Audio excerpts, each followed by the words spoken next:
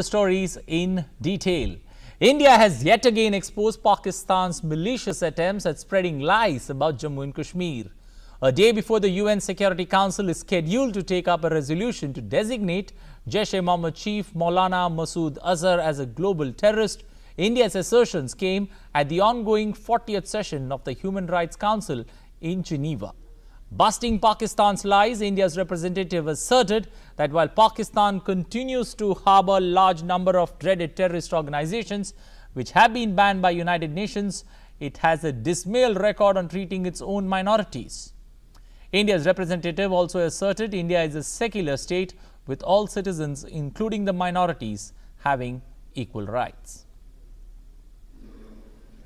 India strongly rejects any attempt to revive the so-called motivated report of the UNHRC that reflected individual malice and prejudice. Pakistan's continued support to cross-border terrorism is the main challenge to protecting the human rights of our citizens in the Indian state of Jammu and Kashmir.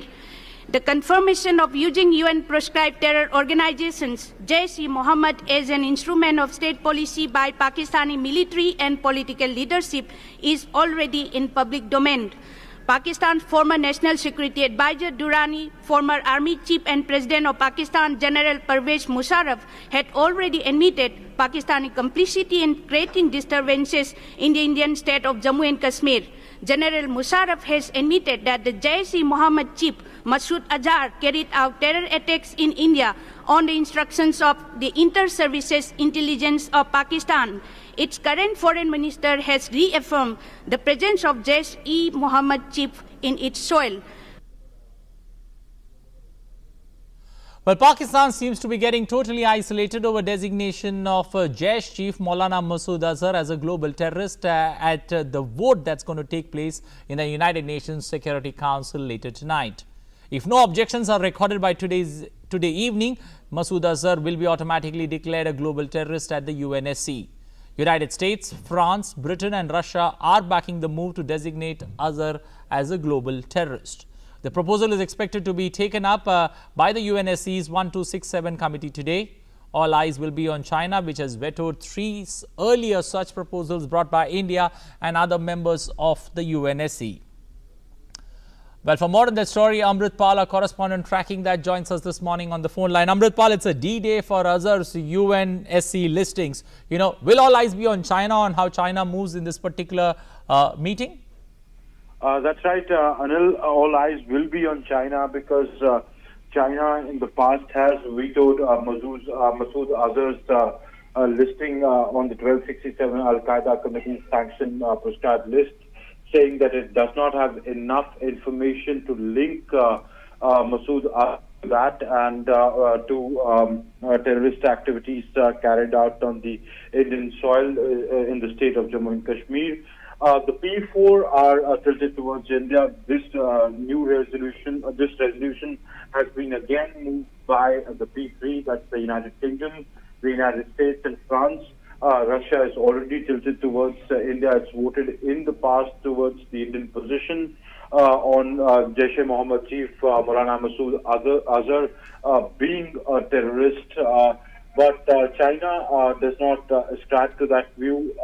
It will be interesting to see post-Pulwama attacks when Jaish-e-Mohammed has itself accepted responsibility, and the foreign minister of Pakistan has admitted in an interview to the BBC saying that Maulana Masood Azhar indeed is in Pakistan and is undergoing treatment in Pakistan. How China will be able to justify its backing of a position, backing of a terrorist who was involved in bringing to fruition the brutal and the heinous crime of killing of the 40 soldiers of India, the CRPF Jawans. So all eyes would be on that. Not only India's position, but the world would be looking towards China, because China is not just an Asian power. It is a responsible world power. It is a P5. It has a veto, and that veto, of course, brings you the right to veto, but it also brings you a sense of responsibility. So the world would be looking at China today very, very closely. Also, what are the steps taken by India to get a broad, consensus at the UNHRC before this matter comes up for vote? Well, the Foreign Secretary is in Washington. The Foreign Secretary has spoken with the U.S. Under Secretary of State. The diplomatic outreach post-Pulwama, as you've seen, India reached out to the various countries. India has provided information and evidence, video evidence, shared video evidence with 190 countries. The Foreign Secretary met with the various ambassadors here in India. Our ambassadors abroad have reached out to the foreign ministries of various countries.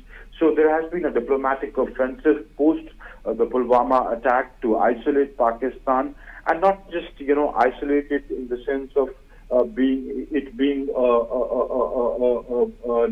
narrative of India, but with hard evidence saying that Pakistan is not only covertly but overtly supporting terrorist organizations which run from its soil and using it as an instrument of state policy. At the UNHRC, what we heard Mini Devi Kumam speak, saying that how she cited that how the former president, the former army chief, their former foreign secretary, they have admitted, and the present foreign minister have admitted that Jaish-e-Mohammed exists, and ISI has incontrovertible links with the Jaish-e-Mohammed. So that only goes on to strengthen India's position that Pakistan uses terrorism as an instrument of state policy. Whatever be the problem in Jammu and Kashmir, India is committed to resolving that bilaterally with Pakistan as enshrined in the Shimla Agreement. But the justification of terrorism in any form, be that of religious, as these organizations call it, jihad, be it a religious justification or the justification of state using non-state actors as instruments of propagating the strategic death, is absolutely not acceptable. Terrorism cannot be accepted as an instrument to propagate the interests of nation states. Okay, Pakistan was also exposed yesterday in the United Nations Human Rights Council, where India exposed them pretty badly in the right to reply move. That's right, Anil. India very clearly laid out on the table that how Pakistan has consistently been using terrorism as instrument of state policy and has been in a denial mode within the narrative of its within the domestic narrative of its own country and also at the international fora. So once again, when Mini Devi Kumam, our first secretary at the UNHRC, brought this up, she cited particular examples saying that cross-border terrorism is the main challenge to protecting human rights, and the citizens of the Indian state of Jammu and Kashmir, which has been India's stated position that Jammu and Kashmir is an integral part of India. If Pakistan has issues on that, India is committed under the Shimla Agreement to discuss that bilaterally. But to use a UN-proscribed terror organization like Jaish-e-Mohammed as an instrument of state policy, either by the Pakistan military or the political leadership, is not acceptable, and it's already in public domain. She cited that former Pakistani National Security Advisor Asad Darani, a former army chief, and the President of Pakistan, General Pervez Musharraf, have already admitted Pakistani complicity in creating disturbances in Jammu and Kashmir. And General Musharraf has, in fact, so much so admitted this month that Jaish-e-Mohammed chief Masood Azhar carried out the terror attacks. The Jaish-e-Mohammed itself claimed responsibility for that, and Shah Mahmood Qureshi reaffirmed his presence on Pakistani soil. So by laying out these facts bare on the table, once again, India exposing Pakistan's ploy of using terrorism as state instrument of state policy, and secondly, of being in a denial mode. So the world is increasingly seeing through the sham Pakistan puts up.